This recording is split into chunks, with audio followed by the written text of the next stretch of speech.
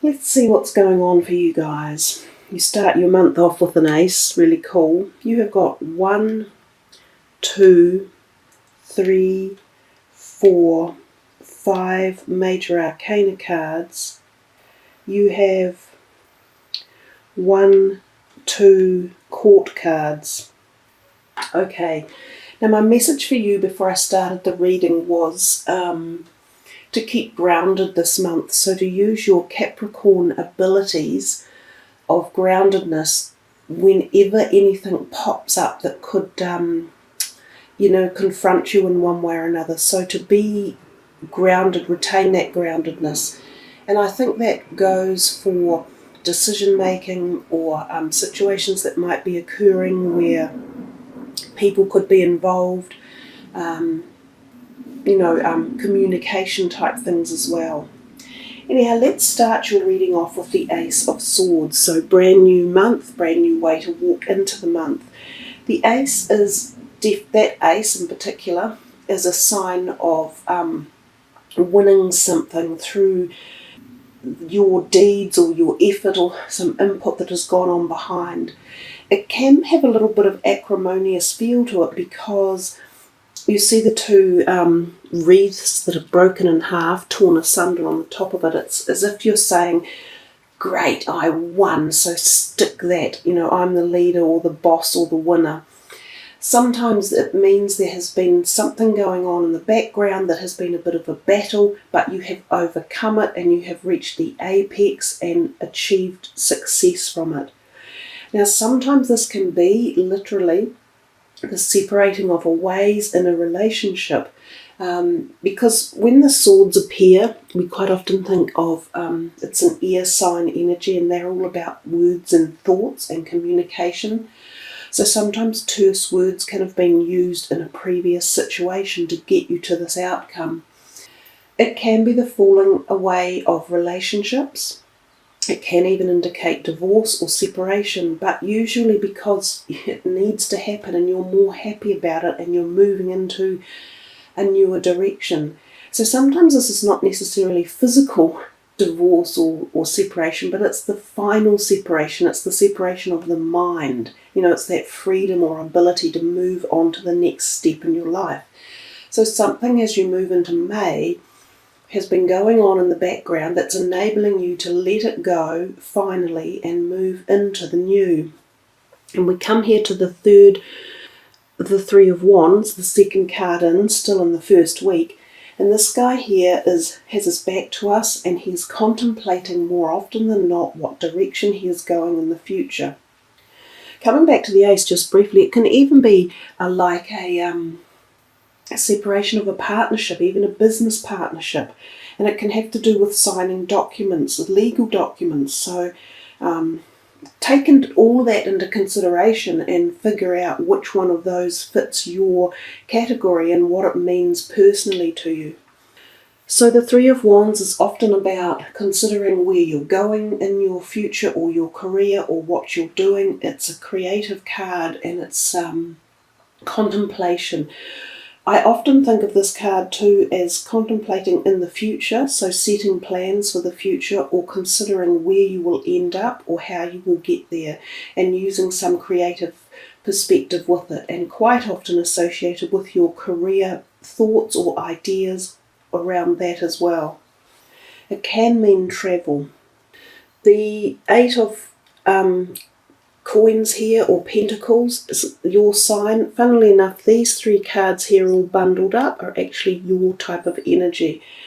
So this is a great card. It shows that your wealth is slowly accruing, that the way you handle it, that the way you manage it, your hard work, your ethics are all paying dividends at this point in time. So it's a positive card that gives a tick of approval, and it says keep up that hard work because you just continue to grow from that point on. It's a good card of abilities, because he's making this, he's a hand-working person who is making products or crafts or something along those lines. So his skills and knowledge are being deployed for enabling him to earn this money. So take all of that information and put it together for yourself. It doesn't mean you have to be making crafts, but what it means is that the skills that you have will be what makes you and grows your material harvest on the world. The only thing I can think of personally, which is a little bit going with beyond the broad spectrum meaning of the cards, which is what I intended to do for the reading, to basically just stick with the main meanings of each card. But this one here, the Eight of Pentacles, I often think of something out of balance in this base chakra. You may need some sort of physio, or you may have backache or leg aches. You could need some opening up of that. There could be a blockage there at this point in time that you want to allow more creativity to come in. So connect with Earth. That was that staying grounded message. Wear red colours, eat reddy brown foods. That type of thing will help get that energy flowing. We come to the Devil at the end of the first week. The major definitions, if you like, for this particular card are out of balance or obsession. So out of balance and obsession tends to refer to the things that we do in life and our emotional perspective. So whether or not you need to rebalance things at the end, this could be anything to do with food or diet or drugs in your life, or emotions, such as relationships that are not serving you, that are not particularly well established or well balanced, or fear. This could be either you that has a relationship that is out of balance with someone else, or they are not treating you fairly. The idea is, a key word too is obsession with the card. The idea is when this card pops up to re-look at anything in your life that could be brought back into harmony or balance and try and deal with it that way. Remember too, these cards are only just for a period in time. So as I say, some of it could swivel on up into April, and some of it could be moving itself down into June. So allow for a little bit of flexibility in the time span. We come to the next card over here and we see the Fool.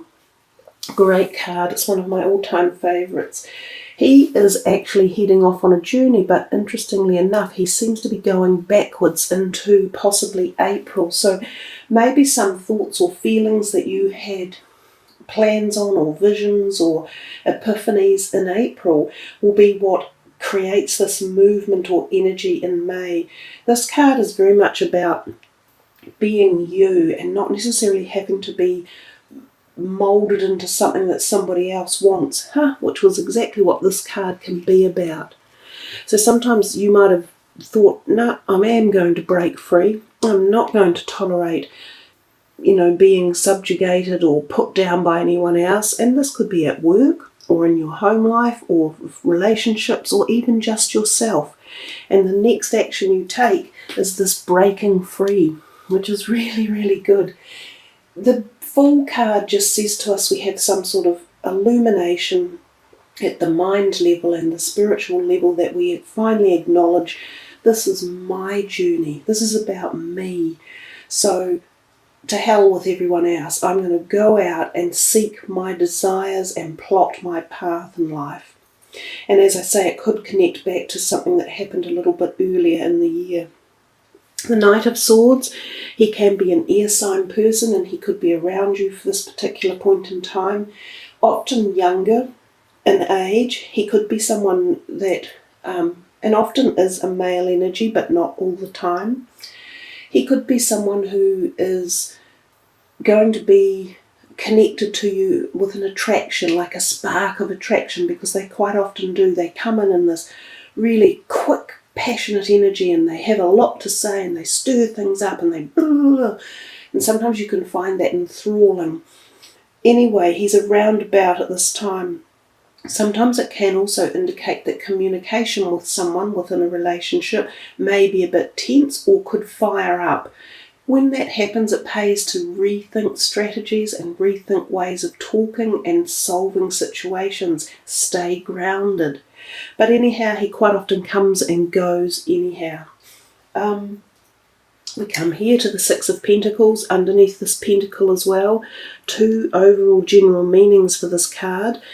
They're opposite of each other, but the first one is that you are this person in the position to give something out to someone else. Now, giving is one of the greatest gifts we can do, and of course everything in life has an opposite or comes back to you. It's karmic. So when you give, you receive. Now, that's how life works, and funnily enough, some people still don't get that. If you're this person here, it's a wonderful place to be fortunate enough to be able to offer someone else in a time of need something that they require. Now, it doesn't have to be material or wealth. It doesn't have to mean that you're handing over money, but it might. The other things that you can hand over are your knowledge, your skills, your empathy, your caring, your support. Okay, so it's one of those type of things. It is a lovely card.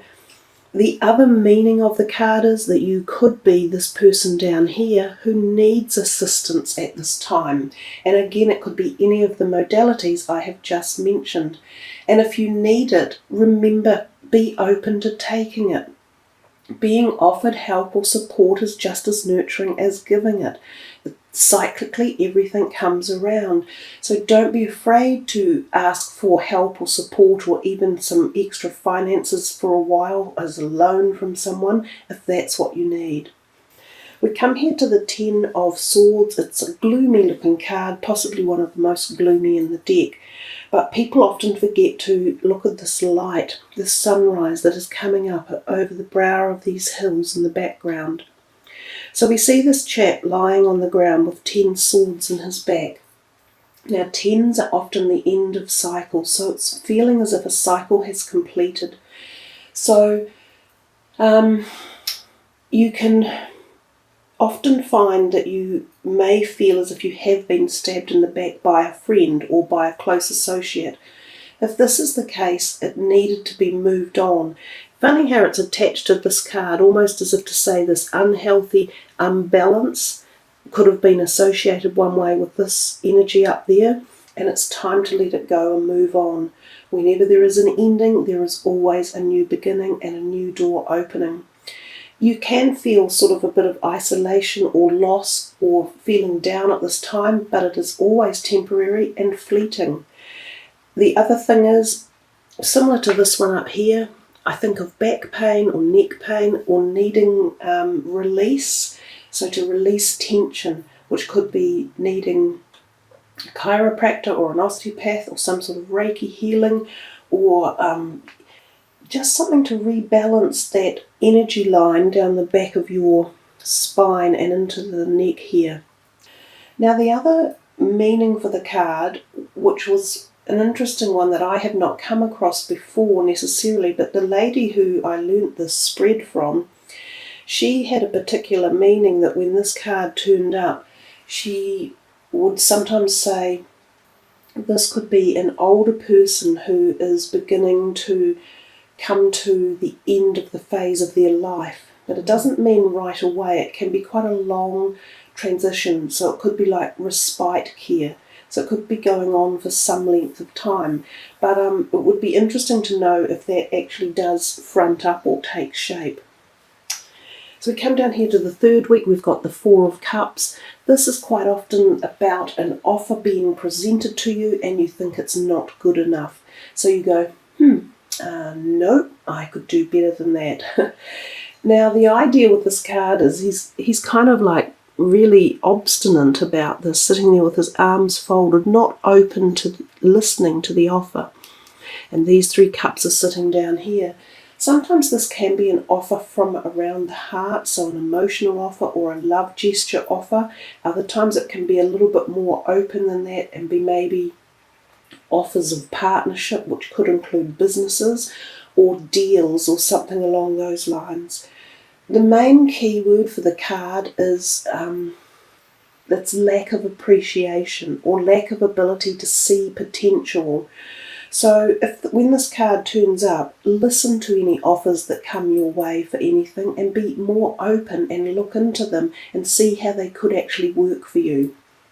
This card here, the Five of Swords, he's beneath this one again. It's funny how they seem to marry themselves up to almost give themselves a little bit more in-depth energy. Again, he's kind of, it's about words or communication or disassociation and slight arguments, often involving three people. Some of them are going to walk away and not be particularly happy, but usually this one here is you, so you win the outcome. Again, that key word, be grounded. Use your words carefully and try and treat the situation in the best manner, because then it's not going to come back to stick you or haunt you later on. We come here, quite a big week this third week in all terms, because you've got two major arcanas right next to themselves, Death and the Hermit. We see in both of them this illumination of light, and they're almost matching up next to each other on the cards as well. Death is always, again, rebirth. You've got a lot of rebirth going on in this reading. If we look at this one, this, and potentially this, all about, and you've even got lots of endings because there's 3 tens. So 10, 10, 10. Big messages for you in this one, Capricorn. Yeah, you're leaving something behind big time, and you're rebirthing yourself, because even with the Death, the very next card, really, well, the next stage is this new beginning and walking out. I think it's a big month for you, a really big month. You will have a lot going on in your mind and in situations in your life around you, and I think that was why the message stay grounded, which is where you get your energy from, because you're the earth sign. I like the Death card. They perhaps should never have called it that, because people seem to panic when it comes in. But it is always about new doors again. And I see it's teed in here with this. So it is definitely about leaving something behind. And when we do that, we often do feel a bit of anxiety or tension, because we can suddenly find ourselves going in a new direction. So when that happens, you have to muster up all your energy and your strength and focus on the positives, and not let yourself fall into any negative patterns such as anxiety or phobias or fears or hate or anger. Often this movement forward is by choice. We choose to move, we're ready to go. A little bit like the Fool suggests up there to us that you are in fact ready to go, that some of these choices you might very well be making yourself. Out the door you go, and into your new paradigm of life and direction. So he's had enough of where he's been. His belief systems are outdated. The way he handles himself in life is not dealing to him anymore. He wants change, he wants challenge, he's seeking the new, often at every level. So philosophical, spiritual, physical, jobs, relationships, everything, kaboom. Who knows where it stems from, but it's a big one, and out the door you go. Now remember, transitions generally don't happen overnight, they can take time. Then we come to the Hermit. So he, with his blazing energy and his determined directness, marching out on the energy of a horse, he then turns to this, which is a wee bit more quiet, contemplative energy. Going within to see, have I chosen this right direction, and what exactly is it that I seek? Sometimes this can just be quiet time, like a respite, taking the weekend out, spending time on your own, not necessarily wanting to socialise. And the rest of the message is that you gain some sort of insight from your solidarity and your inner perspectives. And this is what the illumination is. And the illumination is starting over here as a sunrise, and it ends over here with a nighttime lamp. So it's kind of like you're going to evolve through a whole process of a journey about your life, which is really empowering and powerful all at the same time. So big cards, big week. You've actually got quite a funneling of big stuff all down this side. So there's something about this whole ends of the weeks in the month where stuff might happen or feelings might come in for you. We get to the bottom card for the bottom of the reading of the last week, and I should just move those up a little bit. The 10 of Cups. Here are your 2 tens again. After this and this, you've definitely feeling like things are moving on. But these 2 tens represent great strength and fortitude and happiness and satisfaction and support, and especially this family here standing here holding their arms strong and saying thank you for the support and the nurturing and everything that we have in life that is so special and joyful and happy and connected. So this can indicate family energies, or your friendships around you, or your extended family, and sometimes children are definitely involved in this. But it is a grateful card of wonderful just achievements in life that have been so great and happy and rewarding. And the card next to it is almost identical, a little bit more earth sign oriented, and this has more of the water energy, being the cups. But again, this is an older man, like a grandfather, sitting there watching his family. He is financially well looked after. He has managed his money well, a little bit like this guy up here, but he's older in age. He feels this great love for his family and his roots and where he comes from and what he is. He's happy, he's knowledgeable, he's proud. He's happy to pass out some of this money to his family and friends as well, because he has this establishment of it. So this is either how you're going to come out feeling after this stuff up here, or you are involved in this one way or another, or this energy is around you, whether it is your extended family or other family members. We come here to the King of Wands, and he is also looking in on it. Perhaps you have an earth sign person who's involved in these feelings, a fire sign person who's involved in this whole gathering of feelings and situations and warmth, because these are wonderful older people again who can be very supportive, knowledgeable. He has a great philosophical ideas. He's great for coming to creative abilities. He's very good with businesses and ideas. He could possibly even be a potential new employer if you were looking for new jobs at any time. It seems to me that idea of jobs was way up here. These endings could be your career. You may even be making career changes and leaving a job behind. So, as I say, because it's a general reading, it's going to be different for each and every one of you, but I have given you the broader perspective meaning of each card. We come down here to the Justice card at the very end of the month. Justice always, to me, suggests keeping things in balance, and we see this sword up here on the left, which is exactly how you started your month, with the sword in the air up in the top left. So you've come cyclically around something within a month. This card can literally mean justice. It's a karmic card, and it talks about the karmic cycle of life and that justice will prevail, and since it's in your reading, it should weigh in your favour. If any of you are going through any court cases or anything like that, which could be, say, divorces or separations or the signing of legal documents, this card often says it will pass in your favour. It will work well. So it's a major arcana card. It does have a lot of meanings. There's a lot of hidden sort of stuff that goes on behind the card as well. But the basic overall meanings are, it's a karmic past life card that rebalance is being established. Look at this, we had this lack of balance up here. We're getting rebalance brought back in down here, that it generally works in your favour.